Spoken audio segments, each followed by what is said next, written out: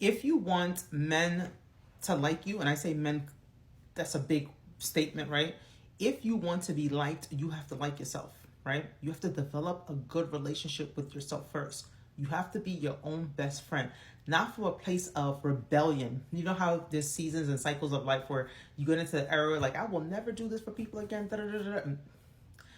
That's fine. That's your body's just changing and getting into alignment again with what works for you, right? I want you to get to a place where you're not being your best friend as a rebellion or against anything. You're being your best friend because that is what gives you the most amount of pleasure. That is what gives you the most amount of enjoyment. Let me explain what I mean by being your own best friend. Being your own best friend means that when you look out into the world, you don't automatically make yourself wrong. You don't automatically feel like, oh, you did something wrong. Those of us that are, those high achieving women, right? You are very intellectual and you have done some work, right? You've done some therapy, you've studied, you've reflected, you bought the courses, you've done a lot of what I would call personal development work, right? But what happens with the personal development work is when you're reflecting, you often reflect and always find yourself doing something wrong. You're always the wrong person in the story. In your movie, you're always wrong. And the reason why you're always wrong is because of past experiences, which we're not going to get into this video, right? Things you've gone through in the past that just gives you this worldview like you're not enough and something is wrong with you, right? So you have a script that always says you're always wrong and something is wrong with you. Those two things, right? And because of those two things, those two belief systems that you have subconsciously, I'm trying to make it conscious for you right now. When you are reflecting on things that happen day to day, you're like, oh, how could I have done this differently? And there's not necessarily a problem. That's what makes you not a narcissist, right? By the way, so you ever had any of these thoughts like, oh, I wonder what did I do wrong? You're not a narcissist. Narcissists do not think in the way I'm just talking about right now. They cannot. They don't have the ability to, which is why they need a lot of help. So a lot of women, I get a lot of high achieving women that think that they're narcissists because the way they take care of themselves and all those things, you're actually not. Especially if you do any of the reflective work that I'm talking about right now. So when you're doing reflective work, when you're thinking, you're processing about the world, what happened, an event, a conversation, and all these things, and something that happened, right? You're always looking at yourself as the bad guy.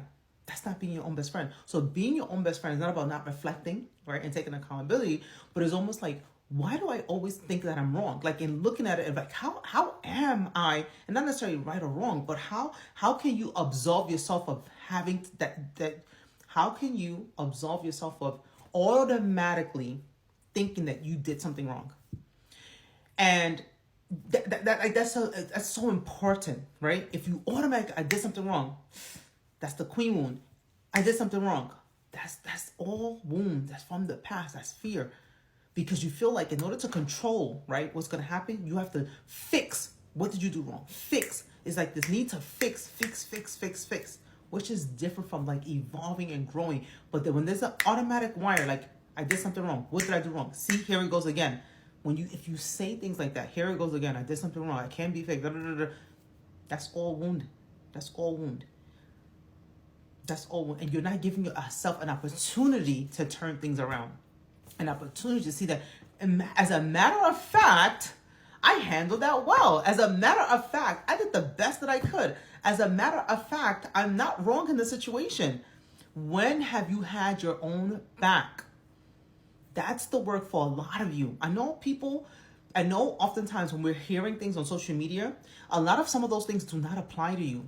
A lot of you, if you're a high achieving woman and any of the things I'm saying resonate with you, you cannot take in what applies to the rest of the world, especially when they're telling people like to reflect and look at what you did wrong. Some of your internal dialogue is not that. That's why I have to speak to high achieving women, because your world, the way you experience the world is not the same as the way everybody else experiences the world. They don't know that you beat yourself up more than anybody else can ever beat you up.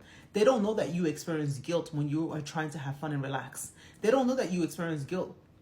You were exhausted from trying to carry everybody. They don't know that you feel like a burden when you ask for help and you don't want to be a burden. They don't know that you don't feel enough, even though that you look like everything is enough. People do not know that. And so be careful just taking every single person, personal development advice. Be careful just taking everything that you see, because each of us are individuals, and each of us, right, have different things that we are to work on. And for you, if any of the things I'm saying that resonate with you, your goal and your job is to becoming your own best friend. Not because it sounds good, a social media thing. No, this is a real process to becoming whole again. Because right now, which I won't get into, I don't want this to get too long. It's just, there's a disconnect between you and you. And because of that disconnect, you never feel like a whole person. You're probably anxious, nervous, not always in your head, always overthinking things. And when it comes to romantic relationship, it is so uncomfortable. And it is not talked about enough. It is so uncomfortable. So you end up bending over backwards just to make things work, just to fit, and no one can understand that. Why? Because they don't understand that as glossy and beautiful and amazing as everything you have going on in your career, that you too have some emotional things that you're processing, that you're dealing with, that you're trying to overcome, right? And so if any of this resonate with you, let me know. You can DM me. I know some of this stuff is private. You can DM me if you have any questions. Definitely ask. I'll be sure to answer the questions. But just in this season, just be more careful with yourself. Be more gracious with yourself. And more importantly, how can you become your own best friend, right? And what does that look like? All right, take care.